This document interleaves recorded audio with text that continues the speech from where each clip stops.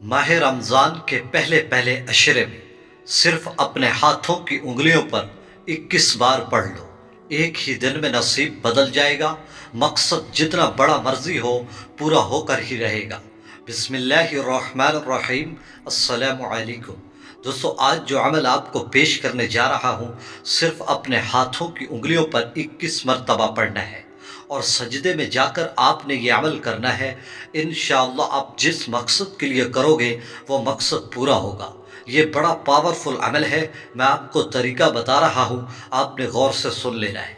اللہ والو، بڑا ہی مجرب وظیفہ آپ کے سامنے لایا ہوں۔ یہ رمضان شریف کے پہلے عشرے میں ہی آپ نے اس عمل کو کر لینا ہے۔ میرے بھائی اور میری بہنوں، اس کی طاقت، اس کی تاثیر اتنی زیادہ ہے کہ یہ ایک ہی دن میں ساری کایا پلٹ دیتا ہے۔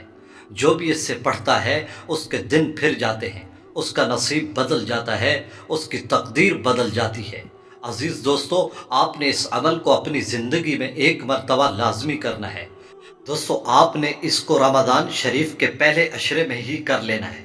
انتہائی آسان عمل ہے، صرف 21 مرتبہ اس عمل کو آپ نے اپنی انگلیوں پر صحیح تعداد کے ساتھ پڑھ لینا ہے۔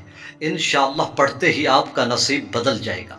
اللہ والو، میرا دل چاہتا ہے کہ میں آپ کا ہاتھ پکڑوں اور آپ کو بٹھاؤں اور اس عمل کو کراؤں۔ دوستو، صرف ایک نام، یا ذل جلال والاکرام، یہ نام آپ نے 21 مرتبہ اس ویڈیو میں بتائے گئے طریقے کے مطابق پڑھ لیں۔ انشاءاللہ آپ خود ہی اپنی آنکھوں سے ہر مراد پوری ہوتی دیکھیں گے۔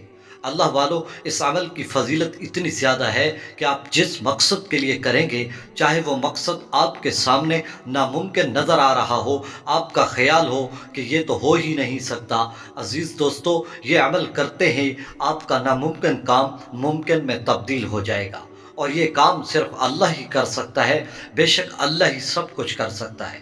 دوستو، آپ نے اس کو ہر نماز کے بعد پڑھنا ہے۔ یاد رکھیں، ہر نماز کے بعد آپ نے اس عمل کو یقین اور توجہ کے ساتھ پڑھنا ہے۔ جیسے آپ فجر کی نماز پڑھیں گے، اس کے بعد آپ نے اس عمل کو کرنا ہے۔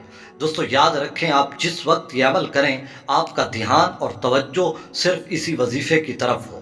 انشاءاللہ آج سے آپ کی ساری پریشانیاں ختم ہو جائیں گی۔